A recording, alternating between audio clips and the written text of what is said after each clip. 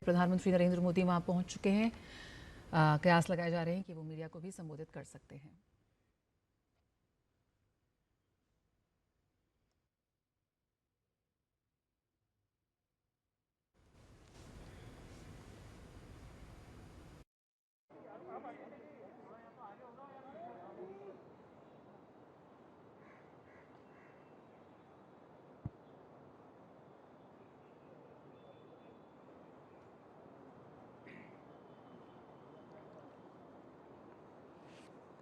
स्वागत है भैया आप सबका।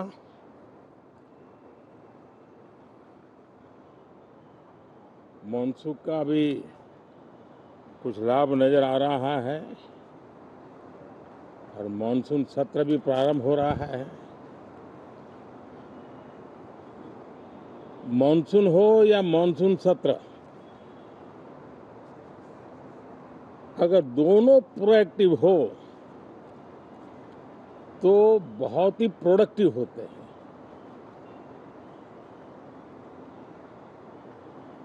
और दोनों को प्रोडक्टिव होते हैं तो देश का कल्याण होता है, जीव मात्र का कल्याण होता है। और इसलिए हम यही प्रार्थना करते हैं कि मानसून भी प्रोएक्टिव रहे,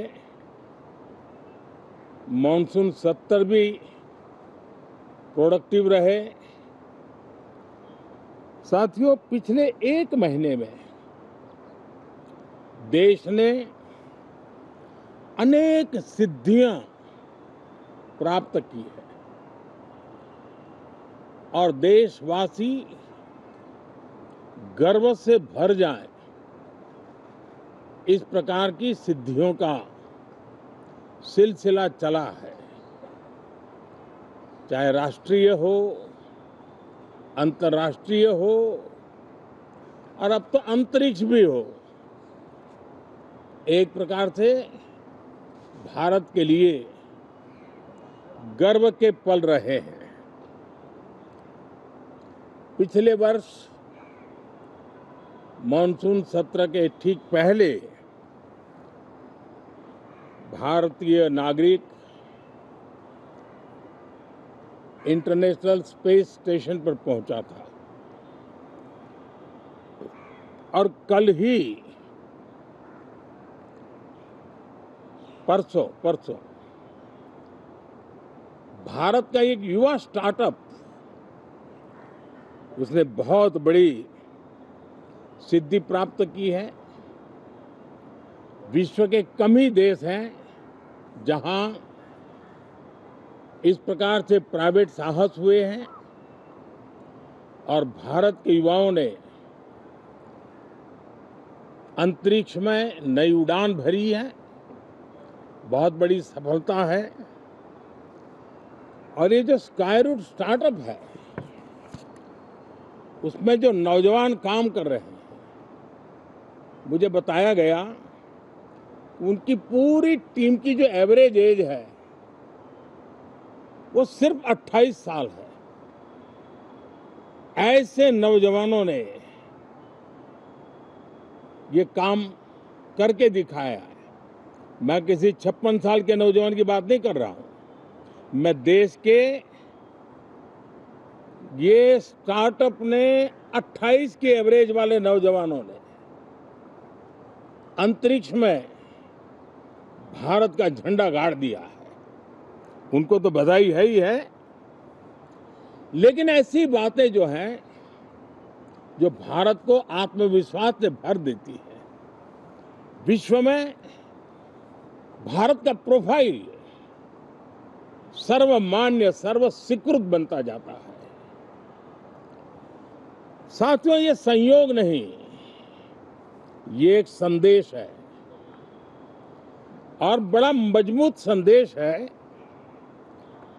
कि हमारे देश के युवाओं की क्षमता और उनकी आकांक्षा अंतरिक्ष जितनी असीम है, इससे बड़ा संदेश देश के लिए कोई और प्रेरणा नहीं दे सकता है। साथियों, जो रिफॉर्म एक्सप्रेस पर सवार होकर के आज देश चल पड़ा है, उसी का नतीजा है कि भारत के नौजवान इतना बड़ा साहस कर पाते हैं और सफल भी हो रहे हैं। साथियों, पिछले दिनों राजस्थान में बहुत बड़ी ऑयल रिफाइनरी देश को समर्पित की गई। पिछले कुछ सप्ताह पहले एक सेमीकंडक्टर प्लांट यानी तीसरा देश को समर्पित किया गया। अभी कुछ दिन पहले ग्रीन हाइड्रोजन से चलने वाली ट्रेन, और विश्व में बहुत कम देश ऐसे हैं कि जिनके पास ये सुविधा है, लेकिन भारत ने जो हाइड्रोजन ट्रेन देशवासियों को समर्पित की है, वो सबसे ताकतवर इंजन वाली है और सबसे लंबी है। ये अपने आप में भारत के वैज्ञानिक, भारत के इंजीनियर्स, भारत के इनोवेटर्स, भारत के उद्यमी, भारत के श्रमिक, ये जो एक लक्ष्य लेकर के देश के लिए जी रहे हैं, देश के लिए काम कर रहे हैं, उसी का परिणाम है। साथियों, हम भली भांति जानते हैं और पूरी दुनिया चिंतित भी है, लगातार कहीं न कहीं युद्ध की स्थितियां बनती रही है। पश्चिम एशिया के युद्ध के कारण भारत जैसे देश जो एनर्जी के लिए औरों पर डिपेंडेंट है, उनके लिए ये पश्चिम एशिया का युद्ध एक बहुत ही बड़ा संकट का कारण रहा। Petrol, diesel, LPG, fertiliser, chemicals, यानी हर विषय में अनेक बाधाएं, अनेक संकट आए।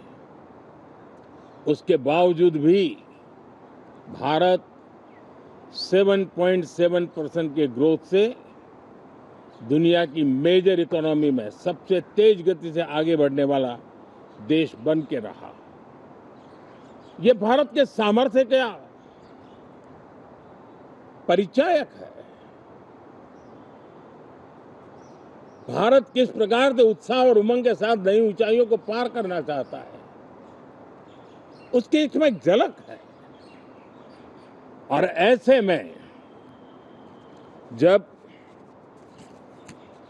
ये मॉनसून सत्र आरंभ हो रहा है, देश ने स्पीड पकड़ ली है और संसद का स्पिरिट उस स्पीड में नई ऊर्जा भर सकता है। सकारात्मक स्पिरिट राष्ट्र के लक्ष्यों को प्राप्त करने के लिए बहुत आवश्यक होता है। हमारे सदन में बहुत अनुभवी सांसद भी है, दल उनका कोई भी हो, लेकिन उनके पास एक लंबा अनुभव है। ऐसे समय में उनके अनुभव की, उनके ज्ञान की संसद को भी जरूरत है, देश को भी जरूरत है। और इसके लिए संसद का चलना, सार्थक चर्चा होना, मिलजुल करके देश को आगे ले जाने के संकल्प लेना, ये मैं समझता हूं कि बहुत ही समय की मांग है। एस्पिरेशन से भरे हुए देश के युवाओं की मांग है कि हम आगे बढ़े। आज समय की मांग है कि राष्ट्र निष्ठा से भरे हुए, राष्ट्र भक्ति के लिए जी रहे आवाज को सदन में उचित मंच मिलता रहे, वे अपनी आवाज को बुलंद करे, देश को दिशा दे। और इसलिए मैं आशा करता हूं और मुझे पक्का विश्वास है, जहां तथ्य होते हैं, जहां तर्क होते हैं, वहां तूफान के लिए जगह नहीं होती है। अगर तर्क मजबूत है, तथ्य मजबूत है, तो शांत चित्त से भी अपनी आवाज को बुलंद बनाया जा सकता है। मैं आशा करता हूं तर्क और तथ्य के साथ सदन की चर्चा को समृद्ध किया जाए, हर आवाज को अवसर मिले, हर विचार को सम्मान मिले। ये संसद की हमारी भूमिका है। मैं सभी सांसदों से बढ़ चढ़ करके इस सदन में हिस्सा लेने के लिए निमंत्रित करता हूं। आज सुबह स्पीकर महोदय जी ने भी सोशल मीडिया के माध्यम से देश के सांसदों का स्वागत करने के अपने भाव को व्यक्त किया है। मैं भी उसमें अपना स्वर मिलाता हूं। आप सबका बहुत बहुत धन्यवाद। नमस्कार।